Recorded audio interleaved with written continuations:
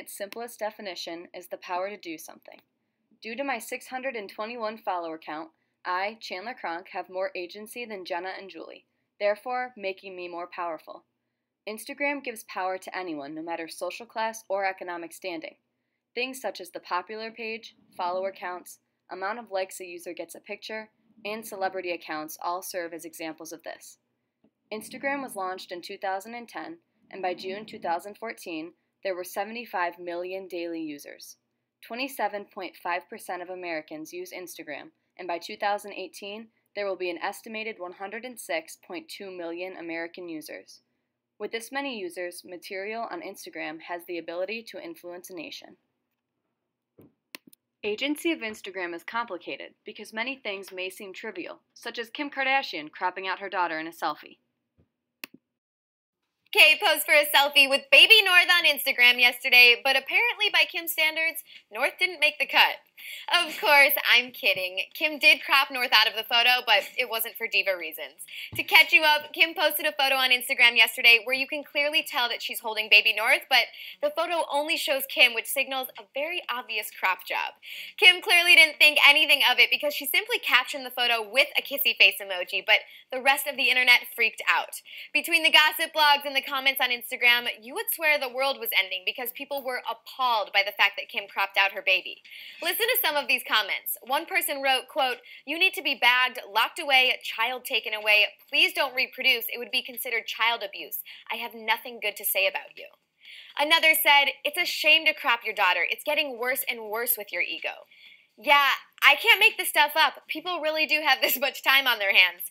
Seeing that the crop sparked such an uproar, Kim took to Twitter to speak her piece. She tweeted, "Wait, is this really news that I posted a selfie and cropped my daughter out? LOL. Her eyes were closed and I was feeling my look. Can I live?" So see, no harm done. She was just protecting North's cute selfie reputation. Growing up as a Kardashian, selfies are life, so Kim was just looking out.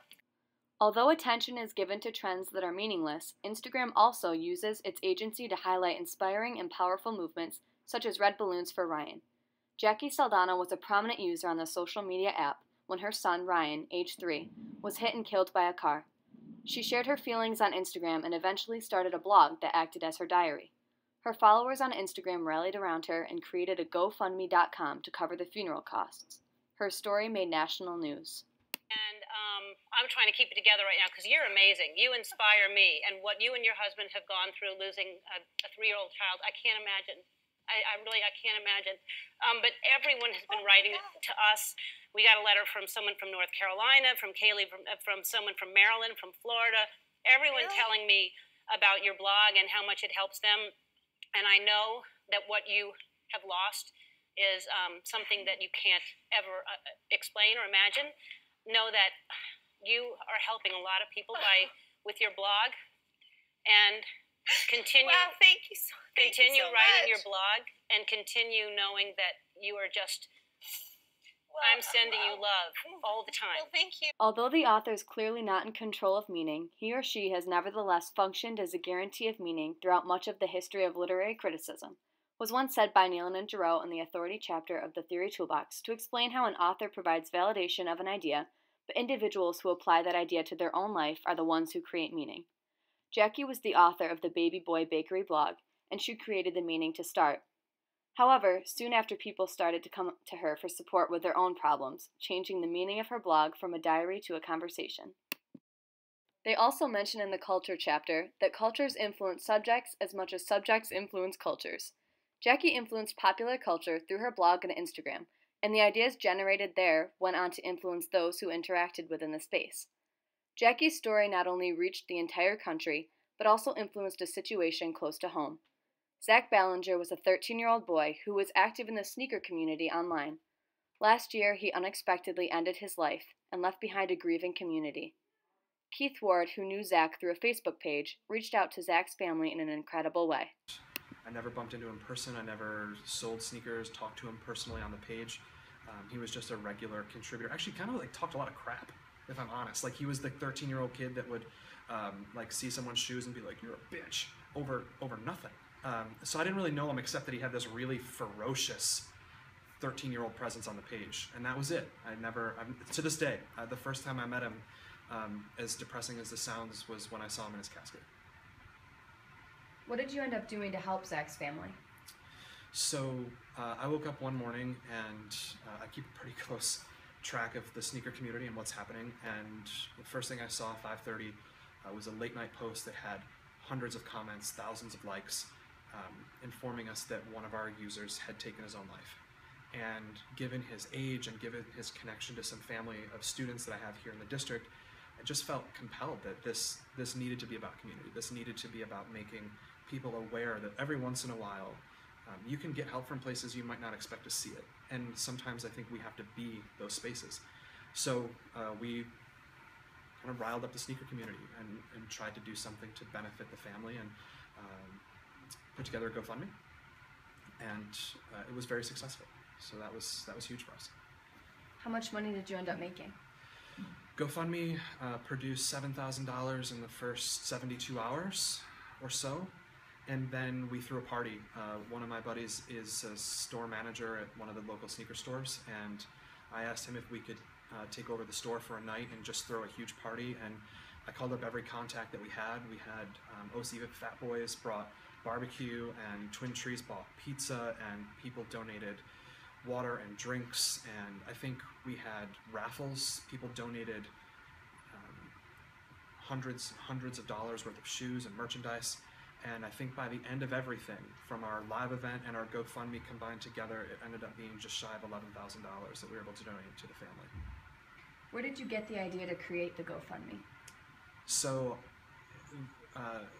no project is good without good collaboration, and when I woke up and I was getting this news, I processed it for maybe an hour, and then I turned to Amanda Smith, and I was like, this thing has happened, and I know that I want to get involved. I know I want to try to make a positive change and draw this community together, but I'm not 100% sure how to do it. And it was like literally maybe 24 hours before, she had seen this software, this online software, GoFundMe, and it was a project that she had seen from someone that she followed on Instagram. And she was like, I just read about this thing, and she pulled it up, and it was literally the car drive to work. We were riffing on how this might work, and I literally came in, and it was like, I think 15 hours later, we had already raised like $2,000 or something like that. So it went from not being on my map at all to being something that we were doing and doing successfully. Do you believe that you would have taken this action if you had never heard of Red Balloons for Ryan? No. It's funny because when we first started talking about the potential of doing this interview, one of you asked me about Red Balloons for Ryan, and I asked you what that was. And you had to inform me that that was the thing that inspired the project, which is really, that's the truth of the matter, is that without that, this would not have happened this way. Something else would have happened, but it would not have been this, it would not have been this fast, and I don't think we probably would have been as successful. So no, we absolutely owe the success of our event to other people who have used crowdsourcing and who have used the internet for spaces to, I think, be socially active and to create community out of thin air, or out of digital air. I'm not sure how it works on the internet. In the ideology chapter of the Theory Toolbox, Nealon and Giroux say, so ideology as a network of consensus of interconnected ideas is in some sense both the source of cultural discourses and their outcomes. Instagram provided the space in which the idea was distributed. However, individuals took that original idea and made it their own to fit the needs of their own situation. Nealon and Giroux's idea of interconnectivity is visible in the actions of Keith Ward. Nicole Unislawski is a high school senior who, like many teenagers, has an Instagram. Her account in particular has a large number of followers, considering she is not a celebrity or a public figure. We were interested to learn about the relationships between accounts and the agency that is gained as an effect of these relationships. How many followers do you have on Instagram? 1,297.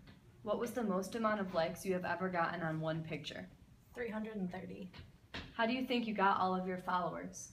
One of my friends had a lot of followers on Instagram, and then when she started posting pictures with me, I began to get more and more followers. How many followers do you think you know and would recognize if you saw them in a public place? Not very many at all. Do people ever ask you for shoutouts? If so, how many? A lot of people used to ask me for shoutouts, and that's why I made my account private.